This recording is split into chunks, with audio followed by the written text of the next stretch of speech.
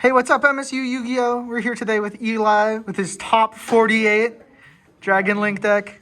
How was your regionals? I'm doing good. I got 48th. Top 48, let's go. Top 48. I was the last guy to get the invite. Well, you know what? It's pretty cool. Anyways, can you show us your list? Sure. It's pretty standard. It's really just a pretty, I don't want to say low to the ground, but just like low deck count. I think it's 44. It's 44.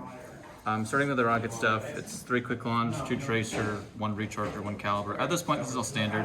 There's a point when people were cutting the caliber, and then the ban list hit, and they're like, all right, we're playing 2 caliber. And then we have the field spells. Moving on to the Bestial stuff, we have 3 Lubellion. You definitely need 3 now because you only have the 1 Magnemute. The 1 Magnemute. And then 3 Sarnier because you need to find a way to Lubellion, because then Lubellion finds a way to Magnemute. 2 Druis because you have less Bestials, so now you have more Bestials. 1 Baldrake, and then the Regained and the Beast. I would say the most obvious mistake I made when putting the deck together is that the entire point of Baldrake is so that is because I put in the Baldrake when I decided to stop playing the Beast, so that when I don't have Beast on field, which is now every game, I summon the Baldrake and then I go Baldrake tribute a guy. Tribute the Druis, or tribute something, so that I have like interaction with the Bestials. But then I decided, actually, I'm gonna put the Beast back in, and then I forgot to take out the Baldrake when I did that. When really, like, it kind of defeats the purpose to have both. But the idea, a lot of lists are taking out the Beast because now that you're not drawing Magnemute as often, you can't really get both of them up nearly as often. Sometimes you still can, like if you draw Lubellion, Sarnier, or Lubellion Magnemute, because then you have a Sarnier and a Magnemute. But otherwise, you're just searching Magnemute every time, so you can't get Beast. So don't play both of these cards, I feel. Then next we have the Chaos cards. We've got the Baby Dragons, the Levy, the 1 of Chaos Space. I should make Rest sure. in peace. Yeah. The 3 Seifert and the Nocto. So this card's been coming back since the ban list because it's one of the cards that was most often getting cut when like the good cards came out. But then it's been seeing play again since then. But some people are still cutting again, so it's kind of up in the air at the moment. It's tricky. It's still nice. Like I'm pretty sure there's at least 1 game where I went Seifert, discard Absurd, or add Noctivision. So it's like playable. Then we have the Red Eye stuff. These are basically required because of the ban list, you need more engine. They were pretty much seeing play before the ban list as well, but now you definitely need to be playing them. 3 Black Metal, 1 Red MD. Yep. And then for the non-engine, we played 3 Ash, 3 Imperm, and then 2 Tactics, 2 Nib. The main idea with this is that there are thrusts in the side. These are just good. And then the Nib was mostly for Unchained and Rogue.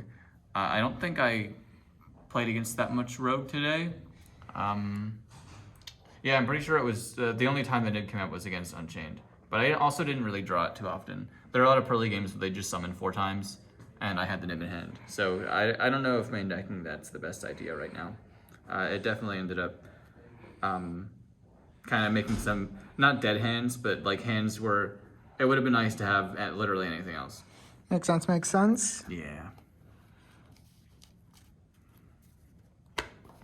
Is there any other packages you were considering playing in the main deck? There was a while where I was testing the Shadows Light.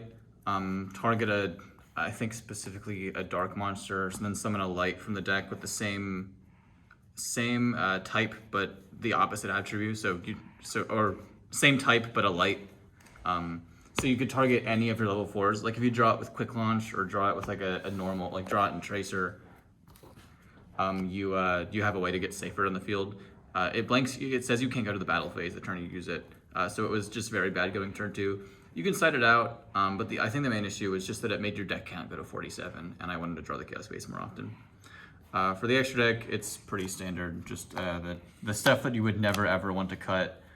Dark, this card carried my Unchained game. It's just bonkers. I think every list is playing it, so it's not like it's anything new. IP Unicorn, I don't know if I ever summoned these cards, so they're worth cutting. I went back and forth between playing the Albaz stuff again, so like 1 Albaz in the main, Mirror Jade Albion, and then you go Sphere summon the Albaz, and then you fuse with their guys.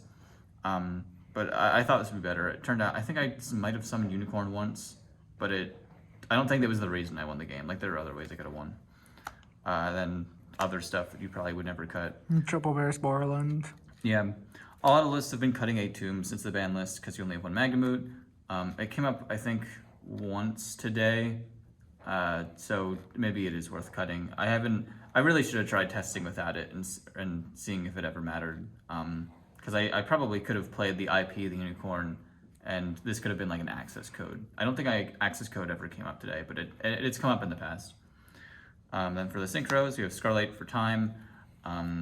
So you can put this in the side or the extra deck, but I wanted the side deck space, so I put him in the extra because I didn't really think there was anything like the side deck space is more important than the extra deck space for this.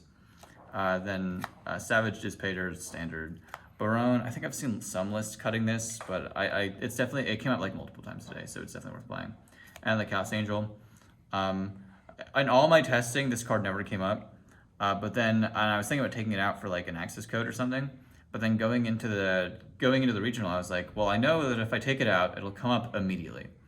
So I didn't. And then it came up my game 1, my game 2, and I think like my match 1, my match 2, and like my 5th match, I think. It came up like way more than it ever came out before. So it's definitely a good card.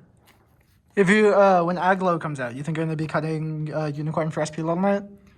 Yeah, that card's bonkers. Yeah. When SP Little Knight comes out, there's a solid chance that like I saw a lot of players playing Dragon Link like this at Columbus, where they were just playing lower to the ground. Like there was one player who didn't know he was in the mirror yet, and he had just ended on Sphere's IP, with like 2 or 3 cards in hand. Wait, that boy's nuts. Yeah, it's pretty good. SP, that's pretty crazy. And with SP Little Knight, it becomes a lot better. So you could probably play like Bestial Control with just like a bunch of hand traps trying to end on Sphere's IP Beast regained, or maybe just regained, honestly. And that becomes a lot better with SP Little Knight. Unfortunately, that card's going to cost $10 billion, so I don't know. Sure. Yeah. As for the side, we have the 1 Druist. It's for Unchained, Lab, a tier. It comes up a lot. I'm pretty much siding it in against any light or dark deck. Then we have Droll. Every deck has this in the side right now. We have Phantasme. There's a lot of Link decks. It's very good against Unchained in testing, at least. I had played against Unchained once. It didn't come up too much in testing. A lot more Flu than Unchained, which did not go well. But I played 2, I think, and I beat 1. But Phantasme is good. Then we have Thrust targets. This is good for Pearly, obviously, and the Duster for all the back row decks. I don't think I saw Rescue Ace today, or I didn't see Rescue Ace there either. So it was for Rescue Ace mostly, but it's pretty good. And then the Thrust. Yo! Shout out to Alex. I borrowed them from Alex. No way. Big. What rarity are these? They were secret rare Thrusts. Oh, I'm talking about these ones. Oh, these are the ghost rares. You don't gotta out my Thrust like that, man. Neither can know the cheap ones. And then 3 Eclipse, also for Pearly. I played against 2 Pearly today. I don't think I ever got, I think it was 2-0 both games, so I never got the chance to side in going second. Yeah, that matchup's a little rough. I think I got nibbed both times also, which will do it. I got nibbed a lot. I think that's one of the main reasons that I'm tempted to go back to like a lower to the ground build, so that nib doesn't hurt me as much. Because a lot of people are on nib right now. I feel like that's just what you have to do. Makes sense. Anything else you'd want to put in your sideboard for the event now that you've played it? I think Crows might have been better than Crows somewhere. I don't know where yet. Maybe, I mean, honestly, Droll, I guess Flu's still dominant. I don't know, but Crow's somewhere. Makes sense. Anyone you want to shout out before we wrap this up? Definitely shout out to the Evo team. We did a lot of testing together, and I definitely learned a lot from them, putting games together and talking about non-engine stuff.